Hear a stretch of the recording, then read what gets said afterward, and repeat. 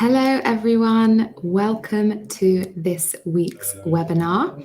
I hope you are all doing well.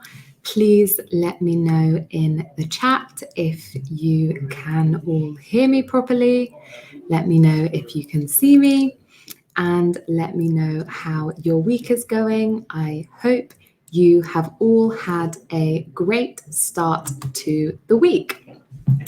So, bonjour et bienvenue à ce webinaire ouvert à tous. Avant de commencer, pour ceux qui ne nous connaissent pas, je m'appelle Cecilia. Je suis une professeure d'anglais native et le Cercle des langues est une école d'anglais en ligne pour les adultes. Nous proposons des formations d'anglais sur mesure en fonction de vos objectifs, de votre budget et de votre niveau. Et la bonne nouvelle, c'est que nos formations sont finançables par CPF. Great, I am glad you can all hear me. Hello again, Romina, and hello, Françoise. Very nice to see you, and thank you for coming. Thank you, everyone, for coming. So, in today's webinar, we are going to be looking at a topic that has become more and more spoken about in the past few years. People are starting to take it more seriously, and this is employee well-being and how to support or maintain a healthy environment at work, how to maintain well-being at work. And this is really, really important to make sure not only that yourself and your colleagues are able to work effectively, but it's also so important to make sure that you are healthy and happy in your work. And whether you are in a managerial role and responsible for your team's well-being, or whether you are responsible for your own well-being, this is a subject that you will need to be able to talk about in English. So that is what we are going to be looking at today. And hopefully by the end of today, you will feel much more comfortable discussing well-being at work. Welcome, Christophe, to your first webinar. I hope you enjoy. So today we're going to be looking at 3 subjects in particular. We will be dividing our webinar into 3 parts. In part 1, we will be looking at promoting physical health. In part 2, we'll be looking at promoting mental health. And in part 3, we will be looking at discussing well-being. So to begin with, can you let me know in the chat if this is something that has come up in your work? Have you noticed more of a focus maybe on employee well-being and well-being in the workplace in recent times? Do you have any particular strategies that you use to help promote well-being at work? So first, we're going to have a look at our part 1. So to begin with, as I mentioned, we're going to be looking at promoting physical health. Now, physical health is health to do with your body, to do with how you're feeling in your body. And to begin, let's look at how you can create a healthy workspace. So, of course, if you're working many hours a day, where you are working is going to affect your health. And here are some things you can use to have or create a healthy workspace. First, we have a standing desk. Now, usually we sit at a chair to sit on a chair, to sit at our desk. But sitting down all day is quite bad for you. It's bad for your health because you're not using your muscles. which of course helps to keep you stronger and keep you fit. If you're just sat down, you're not using your muscles. So you might like to use a standing desk, which, as the name suggests, means you are standing up rather than sitting down. Let me know in the comments if you have ever used a standing desk. We also can put a focus on natural light. So light affects your eyes if you are working in the dark. This can strain, I'll write this word down. This makes your eyes work more than they should, and it can lead to eye problems. So making sure you have enough light, and especially natural light, is really good for your physical health. You can also put plants in your workspace. Now, plants, of course, they're green. They do bring happiness, apparently, but also they pump out oxygen. They draw in carbon dioxide. So they help to keep a good airflow in your room as well. Something else people might put in their office is a yoga ball. Now, we actually have one of these in our office. It's an alternative to sitting on a chair. It can help you keep your back straight, which is good for your posture. Now, I'll write down posture as well. This is how you align your back as you are standing or sitting. And finally, a water cooler. Now, of course, drinking water is really, really important to stay healthy. So a water cooler is a place in your office where you can fill up maybe a cup or a water bottle to make sure you have fresh water and you stay hydrated. Now, being hydrated means you have drunk enough water. Now we'll have a look at some lifestyle changes that you can encourage among your colleagues. So first of all, you might like to encourage walking meetings. Now, a walking meeting, maybe it sounds obvious, it's when instead of having your meeting sat at a desk, you walk. So this again means that you spend less time sitting down and more time standing up and moving, which is better for your body. We also have a healthy diet. So making sure you give yourself or your employees enough time to go and have a proper meal, so that they don't just have to eat snacks. They can eat a proper meal, maybe giving a longer lunch break is good for a healthy diet and having healthy options. We also have exercise. So perhaps you'll have exercise classes as part of your work day, or you allow your employees to finish work earlier or start later so that they have time to exercise. Now, here are some things you can do, just some action words that'll help you think about well-being at work. So this word I already used, it was encourage. Now, to encourage is to tell people that they should do something or try to persuade them that they should do something. So I said you can encourage people to eat a healthy diet. We also have foster. Now, if you foster well-being at work, this means you promote the development, promote the growth of a healthy environment at work. We also have to limit. Sometimes the healthy option is to have less. So to limit is to reduce or keep to a minimum the amount of something. So for instance, you might limit time spent sat down.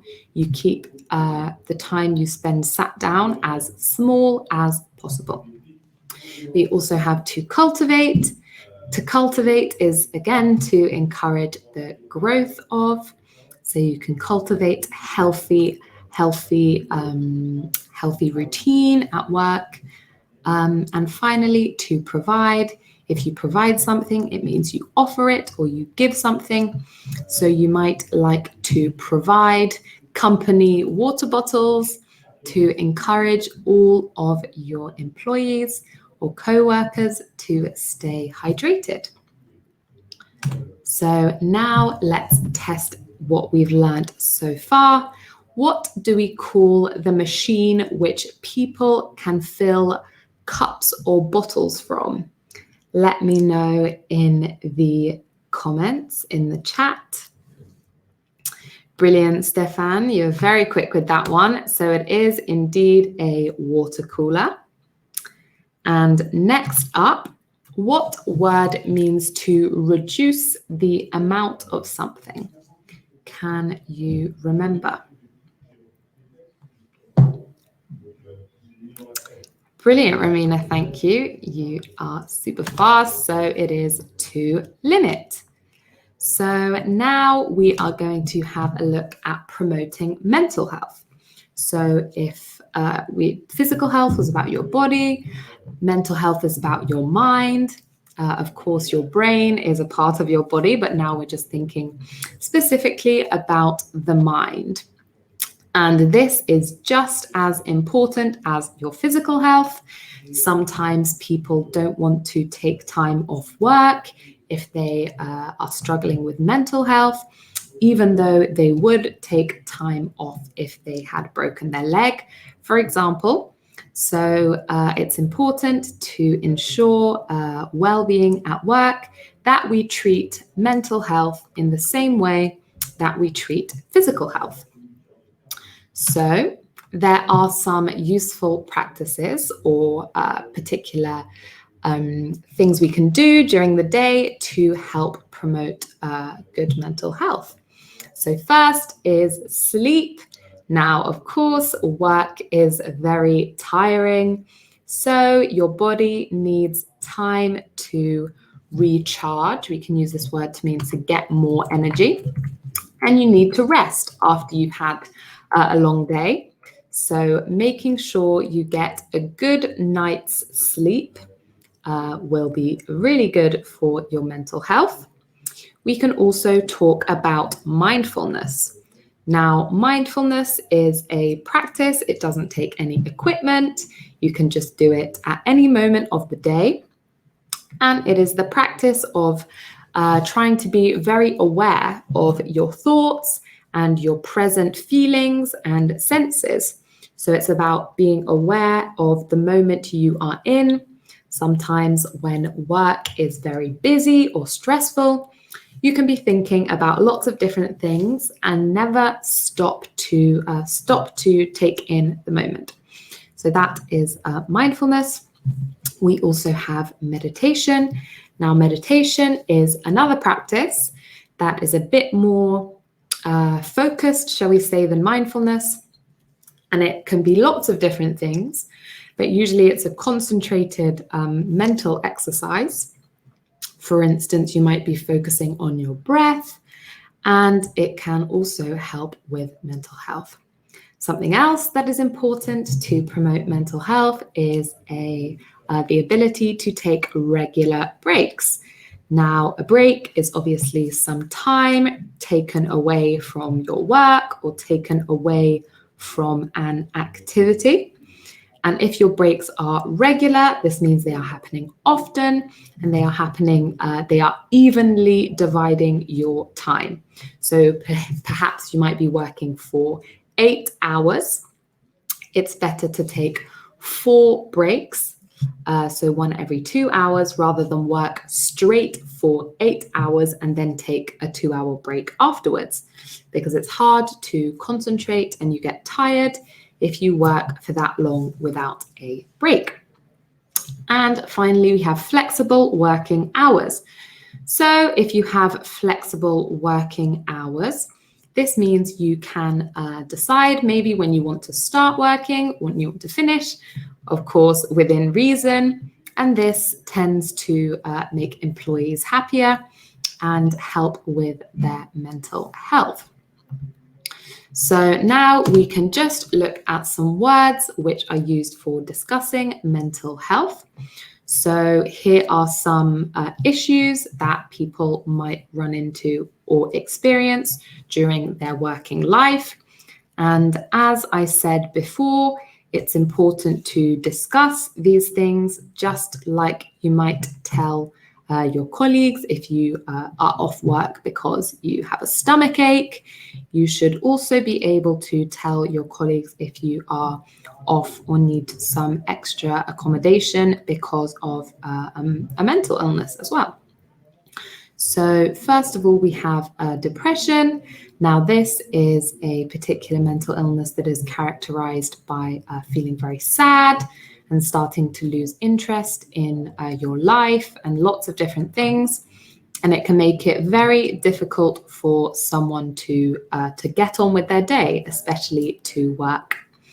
We also have anxiety. Now, if you are suffering with anxiety, this means you feel nervous constantly in certain situations, and you might also experience some physical symptoms like feeling sick or sweating or shivering. We also have insomnia. Now, insomnia is being unable to sleep, a persistent inability to sleep. Of course, with all of these things, these aren't things just happening one time. It will be over a long period of time. And of course, as I already said, how important sleep is. This can lead to problems at work. We also have burnout. So burnout is when you have been working really, really hard for too long and you are just so exhausted, you are unable to continue. Maybe you'll get ill, maybe you'll just feel really, really tired, but it's just exhaustion that comes after working too hard for too long. And finally, stress. Stress is a more general one. Of course, this is when you're feeling like you have too much to do, when you start to feel some effects of that as well. Maybe you can't sleep properly, maybe you're not hungry. These are all things that can happen if we don't take care of our mental health. So here are some other useful practices. So what we can, one word we can use to talk about a useful practice is to dedicate.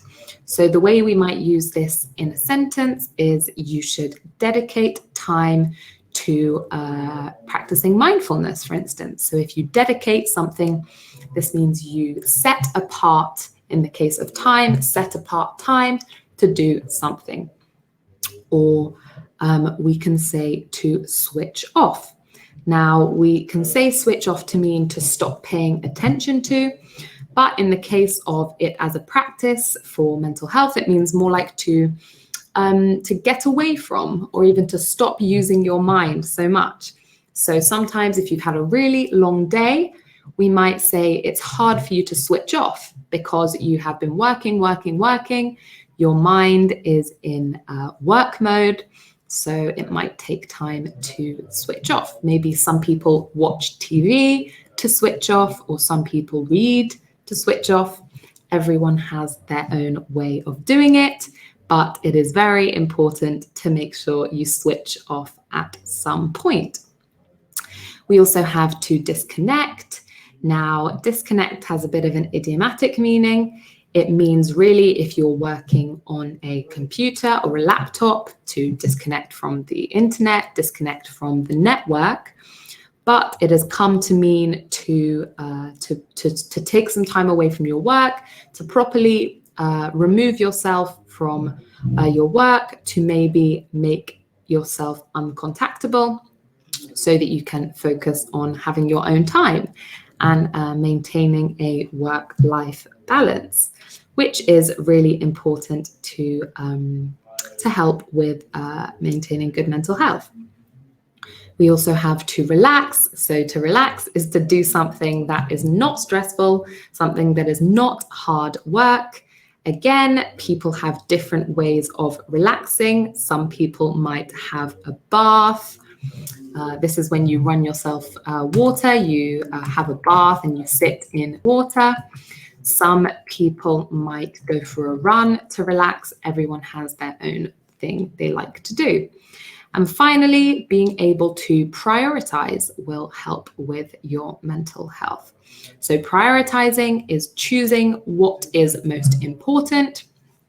We can also use prioritize to say that something is most important. So for instance, if you prioritize your mental health over your work, this means that you will make sure you're taking better care of your mental health, even if it means maybe being a bit behind on your work.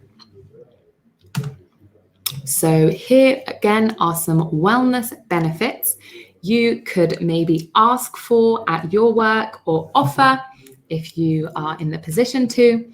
So first we have counselling. So counselling is when you are able to go and speak to someone about how you're feeling. Maybe you have a serious issue you want to discuss, or you just need someone to talk to. And making this available to your co-workers can be really good for mental health. Again, yoga classes. So yoga classes and fitness classes are somewhat similar. Going back to how important exercise is, offering these to your colleagues, to your employees, will mean that they are doing some exercise. Again, you might like to offer healthy snacks. So if you have food in the office, it's great to make it as healthy as possible. Of course, people don't always want to eat healthy food, but to have it as an option. And finally, a gym membership. Sometimes people have a gym membership as part of their employment package. So this means that people are able to just go to the gym when they want, and of course exercise, which is great. So now let's have another look at what we have learned. What do we call the practice of being fully aware and present in a moment? Can you tell me in the chat what we call this practice? Does anyone remember what this practice is called? Brilliant. Thank you, Françoise. So it is indeed mindfulness. And next, what word means to commit to something or to set something apart for use? Full conscience. Now your conscience is your awareness. So you could actually, that's consciousness. So your conscience is actually the thing that tells you whether you've done something right or done something wrong. So it's a little bit different, but we could say consciousness, trying to make sure that you are aware of what is happening. And now for the next question, what word means to commit to something or set apart for a particular use? Can anyone remember what word we use? Does anyone know? Maybe we can use it to talk about time. We can use it to talk about you can talk about some effort. Does anyone remember what we use, what word means to set apart for a particular use? I'll give you one more moment, and if anyone doesn't remember, then we'll just have a look together. So the word I am looking for is dedicate. So we can say, try to dedicate time to exercising, or try to dedicate a few hours a day to standing up or moving around. Great. So finally, we'll move on to discussing well-being. So here are some words we can use to talk about positive effects of particular practices, particular initiatives, particular benefits. So first we have the verb boost, to boost. So you can say that something boosts something else. And to boost is to make better or to promote. So you can say that a healthy diet boosts your energy levels. So this means this gives you more energy. We can also use the word conducive. Now, this is an adjective. If something is conducive to something, it helps it happen or it promotes it. So, for instance, sleep is conducive to staying focused at work. Sleep helps you stay focused at work. We also have to improve. If something improves, it becomes better. So if you improve something else, you make it better. For instance, my focus improved when I got more sleep. We have the word alleviate. To alleviate means to make something negative less bad, or to remove something negative. So you can say that taking regular breaks alleviates stress at work. It makes less negative the impact of stress. We also have to relieve. This has a similar meaning, which means to make something go away. So you can say that regular exercise relieves back pain, maybe if you are experiencing back pain. We have ease. To ease means to make something less difficult. So we can say that turning off your phone before you go to bed eases the task of going to sleep. And finally, to enhance is to make something better. So you can say that employee well-being enhances employee performance, maybe. People work better when they feel better. And now for some negative effects. So first, we have to inhibit. If something inhibits something, it stops it from happening. It makes it more difficult.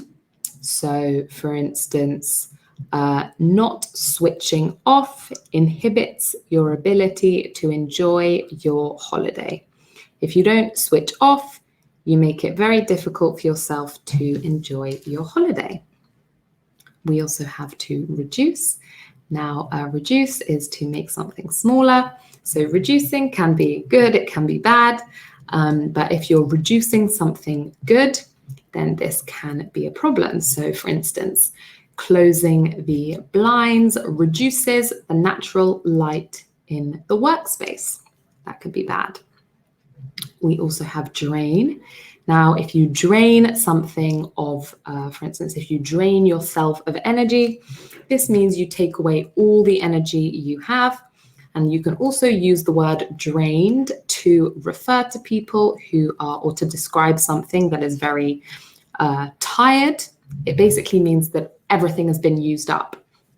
So you can say constant meetings drain energy levels. This means that if you're constantly talking, constantly having meetings, everyone runs out of energy.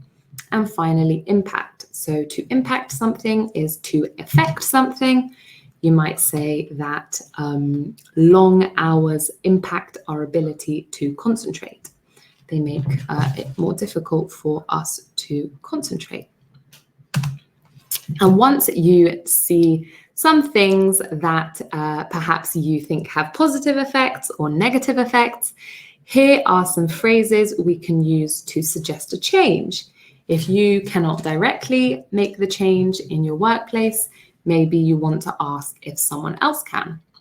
So one phrase we can use is, I can see something being a big help.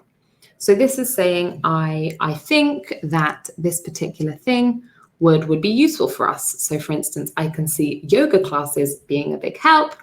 Maybe you want to say, all of us are feeling like we don't move around enough.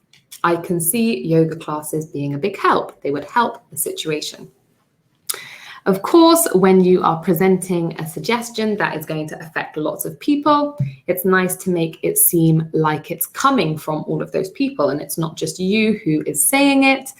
This might also make your suggestion more convincing.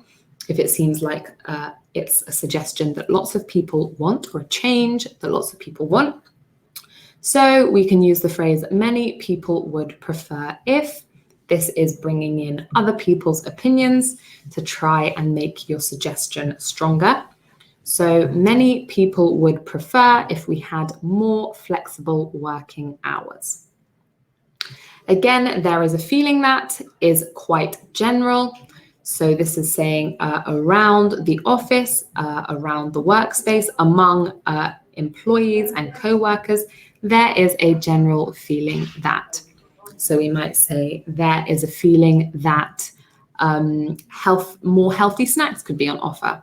This is saying lots of people feel this way.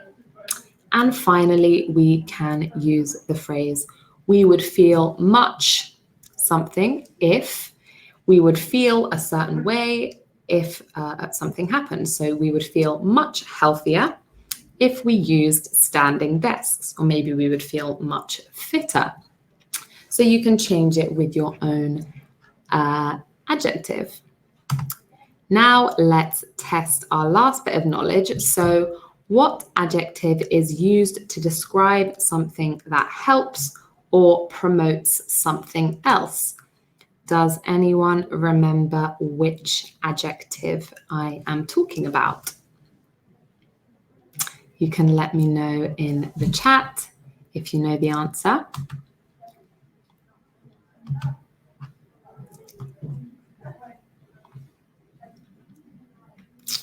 So enhance is a verb, actually. So it does help something or make something better, but I am looking for an adjective instead of a verb. Can anyone remember what the adjective was? Does anyone know? I can give you a clue. It begins with the letter C.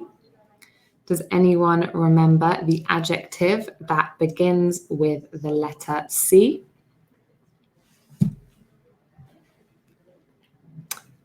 Yes, so Romina, you've almost got it. It is conducive. Now, if something is conductive, this means it allows electricity to pass through it. But conducive means that it is helping something to happen.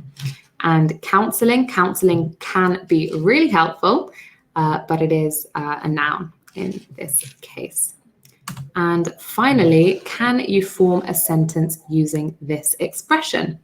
Maybe you can use some other vocabulary that you learned today. As per usual with this type of question, there is no right or wrong answer. Well, there are some things that could be incorrect, but there is no one right answer. So just have a go and I'll have a look at what you write. So just have a go at creating a sentence.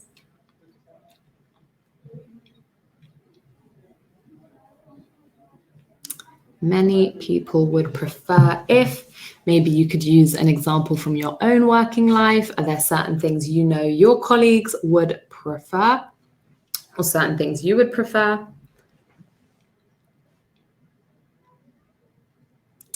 Yes, so that is great. Many people would prefer if there were. Stefan, we just need to sort out there. So if there were standing desks, if there were. Since it's a hypothetical suggestion, we need to use if there were. Many people would prefer if we had healthy snacks. Brilliant. I do think many people would prefer that. So yes, those are two great examples. I just said many people would prefer if there were plants in the office. So that brings us to the end of our webinar today. Thank you all very much for coming. I hope you feel like you could discuss well-being at work and maybe make your workplace feel more healthy if it doesn't feel healthy already. Please let me know in the comments or the chat if you have any questions.